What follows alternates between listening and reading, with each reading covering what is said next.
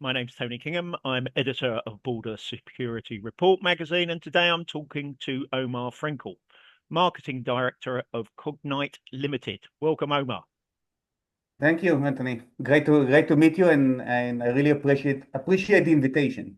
Okay, fantastic. Let's jump straight into it. Traditionally, border security has meant interdiction at the border. Cognyte are advocating a different approach focused on predicting and preventing threats. Can you explain how? Yeah, of course. So we at Cognyte see the border issue or border protection in general as something that doesn't need to focus on the border strip or the fence line itself. Meaning, we need to start thinking how we're pushing the detection much farther than the border. We want to focus because we want to focus on prevention and not reaction. We need to be able to understand what type of threats we have even before they start manifesting. For example, if I want to detect a drug smuggling network, I don't want to meet them on my border and then do any attempts to stop it.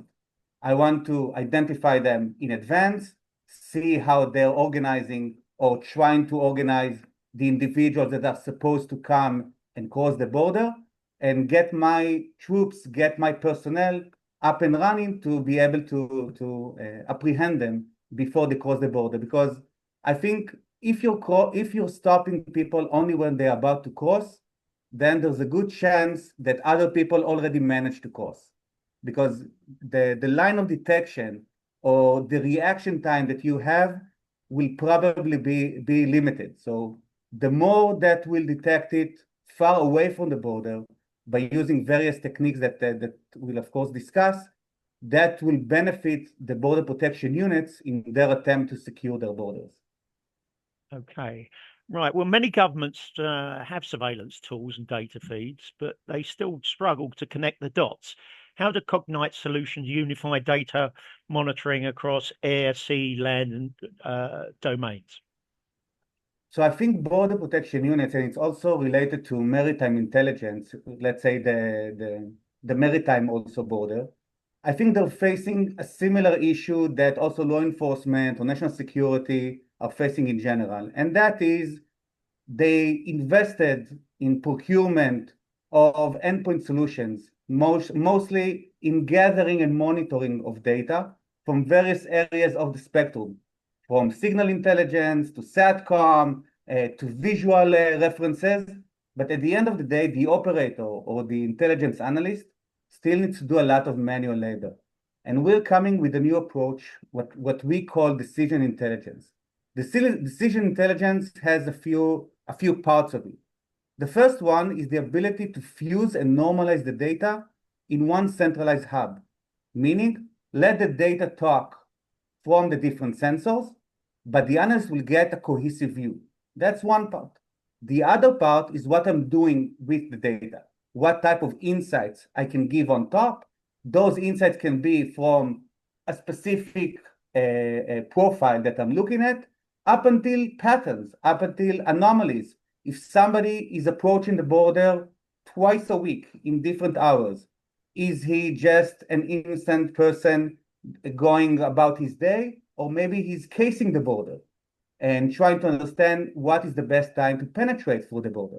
So by fusing everything in, by running analytics, also based on artificial intelligence and machine learning, but not just, it will enable the analyst to focus his efforts, his sources, his resources, his personnel to specific that are more at risk. Because usually when we imagine a borderline, it's quite long. It can be thousands of kilometers.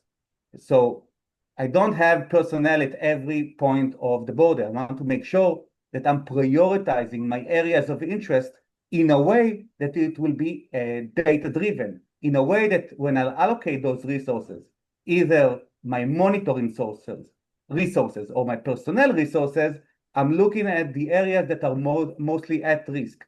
To get to that insight, that actionable insight, I need to be able to have a cohesive view of all of the data sources in one place, run analytics, let the data talk, let those patterns be surfaced from the data, and from those suggestions and recommendations from the AI to direct my personnel and resources to the relevant areas.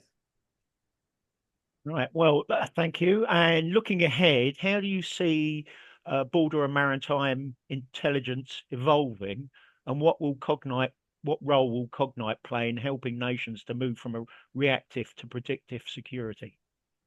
I think, and it's also apparent in NATO directives and EU directives and US directives, that the border areas and border for that sense is both a land border and sea border are becoming imperative for national security. This is the first place in which risks and threats will arrive to a nation. And in that sense, they understand that they need to invest not just in buying more and more sensors. They need to create a new concept to the way that they are securing their border. And I think Cognyte has the privilege as a portfolio company, well established, with a deep understanding of the intelligence community and the intelligence best practices, to come with a solution which is complete, or a solution that covers both the monitoring part, but also the analysis part, and up until the handover to tactical teams or EW teams on the field to be able to engage with those threats and those risks on the field. I think what Cognyte is trying to convey to the market or to our potential customers or to countries in general, that they need to rethink the way that they are protecting their borders. We're not saying discard what you already have. They already put in place cameras, they already put in place radars, they already put in place vehicles to patrol the border, but they need a solution. And when I'm saying a solution, it's a combination of capabilities, both in monitoring and in analysis, to give the border protection unit, to the Navy, to the Coast Guard, whatever that agency might be, a complete and holistic solution to tackle that challenge. And I think Cognyte, as I said, I think it's one of the only vendors today globally that has that ability to provide as a single source of technology to give that solution. Okay, Omer, thank you for your time, and thank you for explaining that to us today. Thank you, Anthony. Appreciate your time. Okay, thank you very much, and goodbye. Thank you. Have a lovely day.